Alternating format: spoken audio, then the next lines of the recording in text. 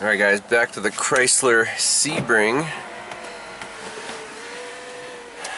Taking a quick look at our data pads, they replaced both front oxygen sensors.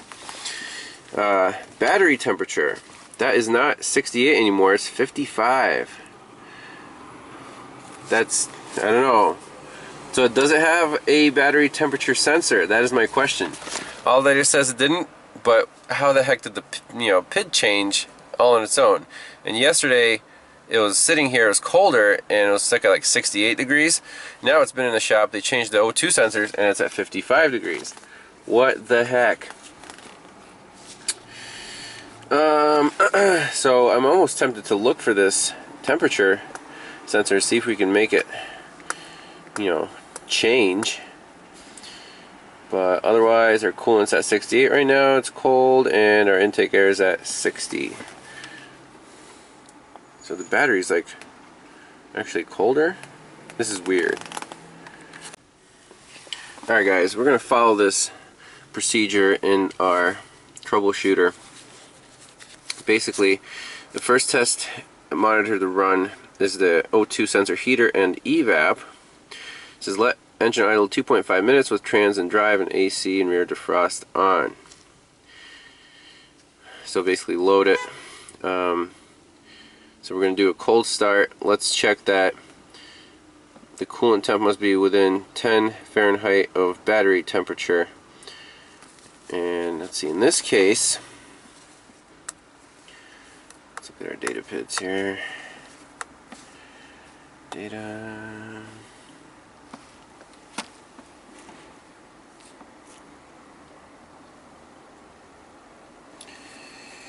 Coolant is 69. And what was our battery temperature? 59. So they are within 10 degrees. I'd like them to be a little closer. I don't know how the battery is actually warming up right now. Maybe because we have the key on. I don't know. Turn our headlights on.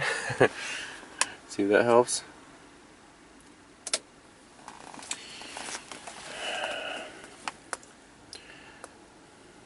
Coolant's at 69. Okay. Now, I do want to monitor these oxygen sensors. Remember yesterday we had that funky one of the upstreams, so let's deselect these. We want right upstream, rear upstream, and front upstream. Just those two. List view. We'll see how these respond. So let's start it up and alright, so here we go.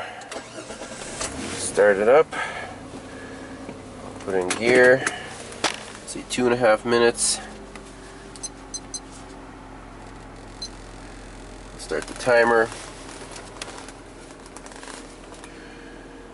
We'll watch our O2s. We'll turn the AC on. And the rear defog.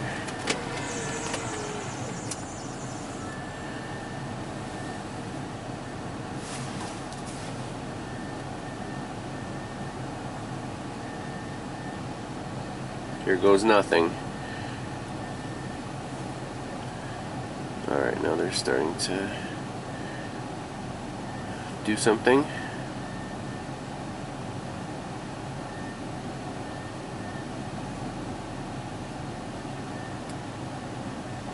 I'm going to keep watching the data here. What the heck is going on here? This is a brand new O2 sensor. Oh, there it goes. What's that all about?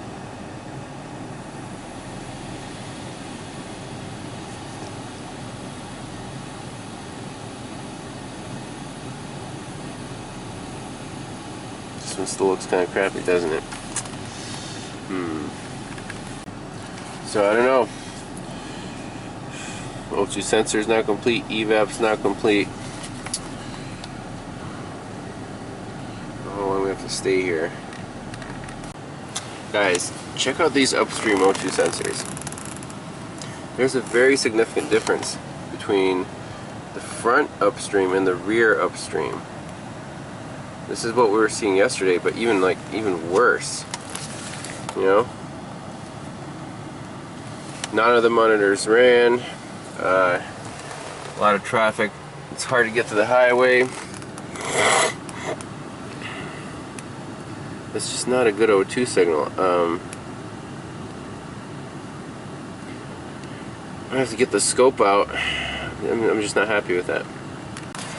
So here we are looking at the actual raw data from the oxygen sensors. And our scan tool data is actually very spot on. I'll raise the idle a little bit here.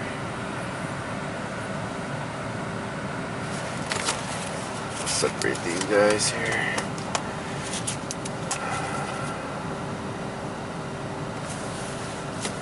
So the yellow trace is the rear, and the green trace is the front upstream. You see the frequency is a little different. When you let it idle, see the yellow one just gets all choppy. Isn't that weird? What would cause that? Why can't it run a catalyst monitor? It's just...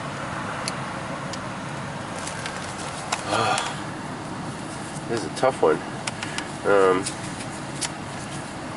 Let's go to data.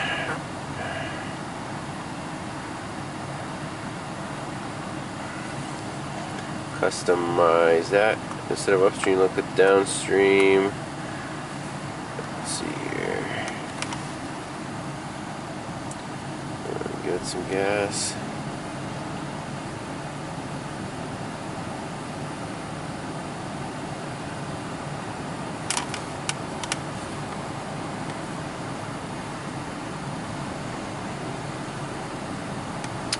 I don't know if this is going to go anywhere, guys.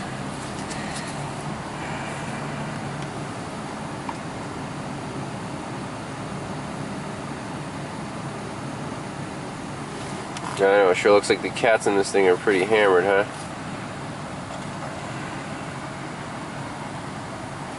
At least the front cat.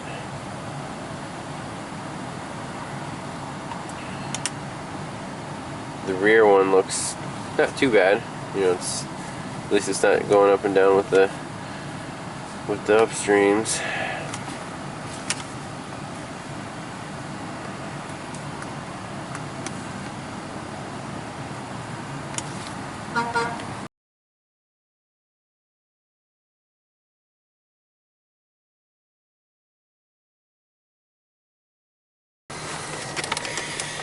All right, so the Sebring passed inspection. That's what you're telling me, right? Yep, the Sebring was able to pass inspection.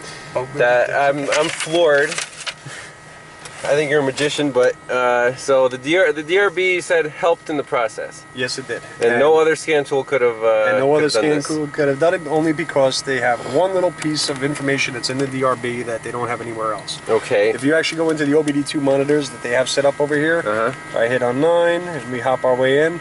We have our all OBD monitor status. We have our task manager. Our task manager tells us what are we actually going to try to perform when we're driving.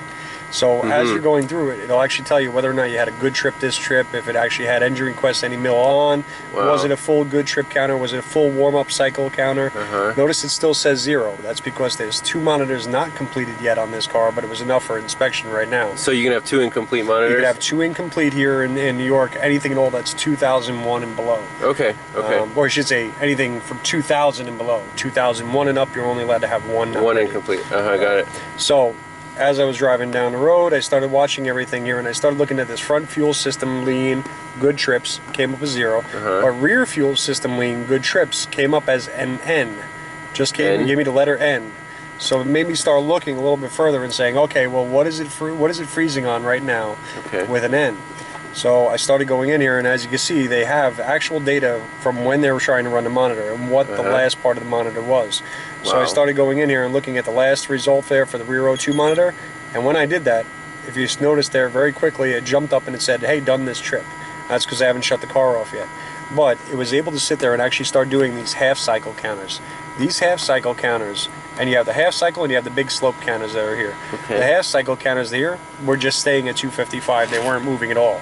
What does 255 mean? 255 is always like the default. It means that it actually, if you had, like, you see how it says last half cycle count at 255? That's like the maximum it's going to read.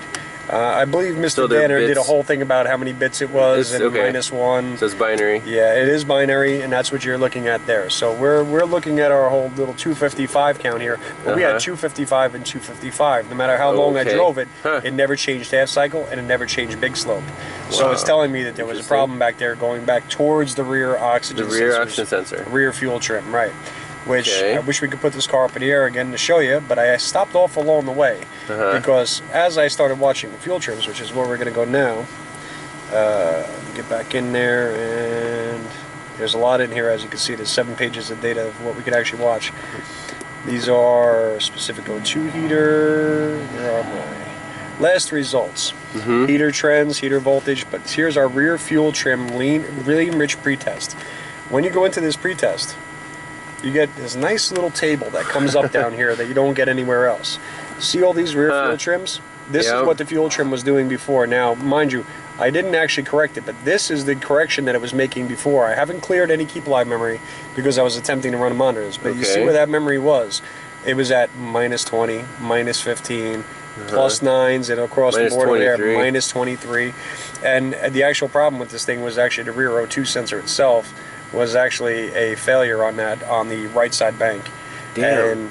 And and luckily I stopped off over at the parts store and grabbed it. I went inside there and said, give me a 22, and hopped underneath the car with it jacked up, and I really couldn't fit underneath there, so I stopped next door to the other shop and said, hey, give me a lift. And they popped me up on the lift for 2 seconds. I popped out the O2, popped it in, and we're back in business there. Even though these numbers are still there, that the overall, this is like our long-term adaptives.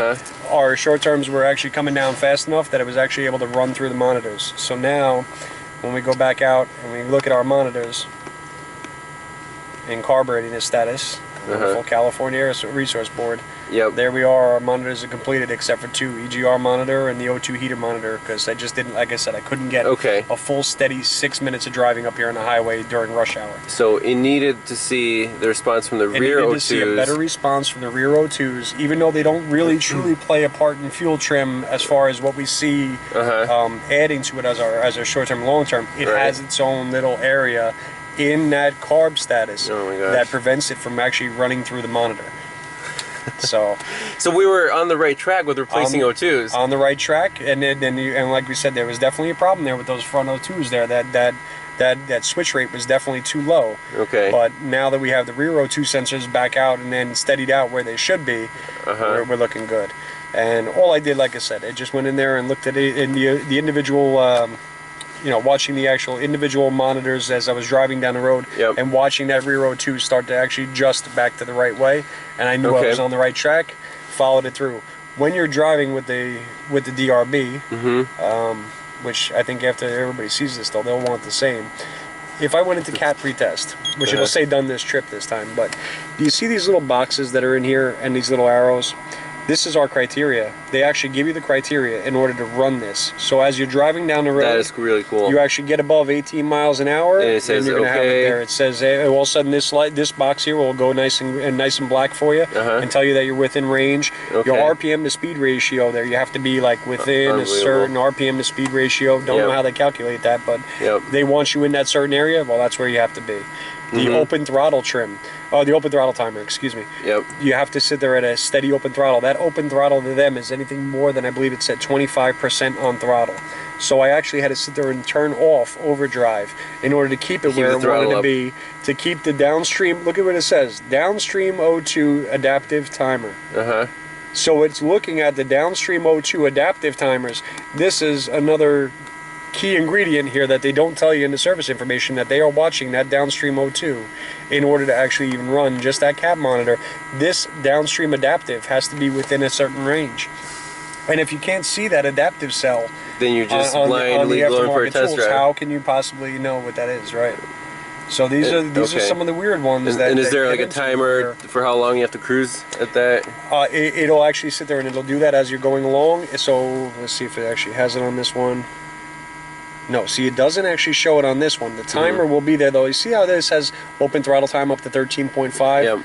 Most of the time, that's also what they'll show for minimum engine run time. So if we went into another monitor, let's say a rear bank catalyst monitor. Okay. It might have it in here. Done this trip. No, it did not. So that one doesn't show it, but that's actually the monitor. I'm sorry, I didn't go into pretest. Let's go to EGR pretest. That's the one that's not run. Yeah, even though we didn't get the EGR to run, but that will give me minimum run time between 2.5 minutes to 13.5 minutes. But the vehicle speed on that one had to be above 40 and below 127. Okay. But these are the main criteria. Yep. This is the sub criteria. My TPS range has to be between 3 and 12%. For the whole time. For the whole time that you're doing it. This map range is the nasty one. Because as you're sitting there and you're trying to give it throttle, they want you to be at a TPS that's at, you have an open throttle, but your map range still has to be between 11.3 to 17.2. That's the hardest one to keep there. That's a really tight range. It's a really, really tight range, and that's why these things are so hard. It's so hard to run. Absolutely. That's why even the dealership charged, even in the day, the days of old, they would always charge to actually run the inspection because it takes time, because it takes a lot of time, and you have a lot of criteria to hit, which means that if the coolant temperature was just raising above where they wanted it to be, you'd have to put a fan in front of it, cool it back down. Yep. Some of them will actually give you, crazy. The difference between, I think maybe in this one here for the front and rear upstream O2 sensor pretest. Nope, they don't have it on there. Some of them will actually say on there also your ECT to battery range have to be within a certain percentage. So there's a lot going on there in the background that people just say, just drive it a little bit and we're done. Exactly. So you're not going to get this in like a TSB or no, unfortunately it's not in a TSB because remember all that information back then they didn't have to give us this info. So as it became known more and more and more, they started catering to the scan tool people. Back then, even back in 1998, this is what the factory tool of choice was, so this is what they catered to. Okay. As far as they were concerned, anything that was an issue, they had to do at the dealer. Which so see that you said that one rear O2 was it a slow response? Like it still had the amplitude, extremely slow response. Extremely so that made it kind of look like a good So what I was doing was yeah, exactly. So I was romping on and off the gas, and I noticed that, trying to close that. I saw that like, one cat looks bad and the other one looks pretty okay. Exactly, and the one that actually looked okay is the one that wasn't responding yet because the cat wasn't even fully warmed up yet. And it was still giving that same exact kind of thing. So the catalyst monitor actually passed. So the catalyst monitor actually passed. Yeah, it would have said that one side was good, but the other side wasn't. So now it concentrates in on the adaptive side and says, "Well, let me look a little closer at these rear O2s," and that's when it would flag it. Unbelievable. So they didn't even flag a slow response code for an O2 sensor. No codes because again they didn't use it towards fuel trim. So unlike, I think without an open circuit code, I don't think we would have had anything there. I don't think it would be. Wow. I don't think you would have gotten a slow response or anything like that. The best you could hope for is short to battery, short to ground, that type of thing. Open circuit, So there's no real way to. I don't know. I guess not really. I think this one here meets the limitations of most of the scanners out there. Absolutely. And that's why this tool was around for 25 years. And if you can get your hands on one and you're out there and you're in a shop and you find one out there and it looks pretty good on eBay. Don't tell him, Keith. Don't tell him. Jump all over it, guys. After Ivan gets his, that is. Yeah. Or if anybody wants to donate one to the Ivan Fund, I'm sure he'd be very happy about it. All right. We'll do a full scientific review on it. Absolutely. Yeah, that's really neat. Yep. So here was their actual. These guys were actually doing misfire monitor before most were. They actually had it in there counting it every 200 revolutions. They were ahead of the game. I think some of this is already in the Snap-on also. I think you get some of that information, but here's how many they were actually counting. Okay, just great information. I think if all the tools out there had this type of information, I think our job would be a lot easier. The more information you have, the easier it is. That's correct. Pretty sure we won't get this on an Actron or anything like that. You know, none of the lower level scan tools. Even the VIN specific modes. Yeah, not even in those modes. Yeah, this is just. I mean, I've never seen such a huge criteria. data list for OBD2 monitors. And that's it. And this key right here, Task Manager. If they could just introduce that to us and let us know what is it that you're looking at that was no good. Yeah, at least, is there a specific order for the monitors to run? Like, what do you know, what is it? What's hanging up? In this case here, being that we're actually asking it to run when we go into pretest, it kind of bypasses all that. So we don't know. So this does speed up the process. It does speed up the process as long as you're within range. Yeah, absolutely. Okay. So it speeds up the process and helps you to diagnose it a little bit faster too, because it has those nice tables there for you. If I think on this monitor display, if you go into monitor display and you look at fuel control, I think they actually had. There's upstream mode adaptives. Yep, only front. In fuel control, notice they only show front. They do not show rear. Even though there's actually it's being applied in other uses there. Watching that rear, when we looked at the actual cells. So they're using that rear. They are looking at an actual rear trim, but that rear trim is only for catalyst monitoring, and that's it. Man, and this is in 1998. 1998, way ahead of its time. Yeah, Chrysler gets knocked, but they do a pretty good job. And did you need a specific? It's not just an OBD2 plug, right? There's actually a specific plug on this one down here that actually has two adapters. It goes into the MMC adapter, which is the halfway Mitsubishi hybrid thing. And it just basically allows you to talk to a Dodge computer and a Mitsubishi talk. So it's like a double. Yeah, so they have a special number on this one. It's a CH7010 adapter. And no one has it anymore. I'm sure dealerships. No, and it's completely obsolete. And I literally just had to go run out and actually buy one off of somebody that actually you bought this thing? I bought it off of a guy who had a DRB that doesn't work anymore. So he was going to put the money into fixing it, and I said, hey, I'll buy your cable. So I shot out there this morning and grabbed it for you. You got to do what you got to do, huh? Absolutely. Got to get cars done. Yeah. That's what it takes. Absolutely. All right. Well, I mean, the proof is in the pudding. It passed inspection, and only 2 monitors are incomplete. That's it. So that's the end of this case study, I guess. Right? Absolutely. And diagnosis on the upstream O2 sensors is absolutely correct. There's no doubt about it. You can see the fuel corrections, the old fuel corrections that were in there with the O2 sensor. Right. So you were definitely on point. And looking at that large slope and that small curve, those are key things. So that's what it's looking for. If you go onto the factory website and you spend a couple bucks for the day, and you actually start looking into, they have certain areas there for mode 6 data. There's a lot of good information in there telling you how they actually work their slope, because it's not just a frequency that they're looking for. They're actually looking to see how long did it take to get from point A to point B. It's not the normal switch rates. They determine that in a long slope. Then they also watch to see throttle applied, and then they come up with another table for it. It's really your basic checks. You see, you look for amplitude, right? That hits rich and lean, and then that's pretty much it. If the oxygen sensor is, you would say it's good if the amplitude's good, right? But then in this case here totally they look at it as an overall. Chrysler does a really an in-depth job of really looking to see how they're controlling their fuel. So. I remember talking to Eric O last night. He said he's never seen a bad oxygen sensor cause a monitor not to run.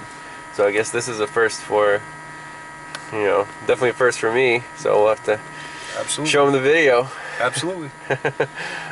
Right. Bizarre. It's the Bermuda Triangle of Staten Island. You get stuff like this, but Keith never gives up, and he nailed this one too. Just to prove it, test done once. Readiness. There you go, Eric. So this is only for the rear up O2 sensor, right? So here it is right here. We're seeing for readiness. If we go back out and we look in there for that same thing there for the rear O2 monitor, we have to go into, that's down, it should be down, I believe. And there it is. There's our half cycle counter and our big slope counter, and they do use this unquestionably in order to make this thing actually run through its monitor. Yep. Okay, and what does it say? Last rear O2 big slope counter? What is it? That's it, yeah. So they just do the last test. So this is the last result test. So the last test that they did, whether or not it failed on that test or anything like that, if a test result was at minimum or maximum, minimum is where you want to be. If it was at max, we would have some kind of a count there that was much closer to that 255 again. Okay, okay. So, cool. Well, that car actually works. Yes, sir.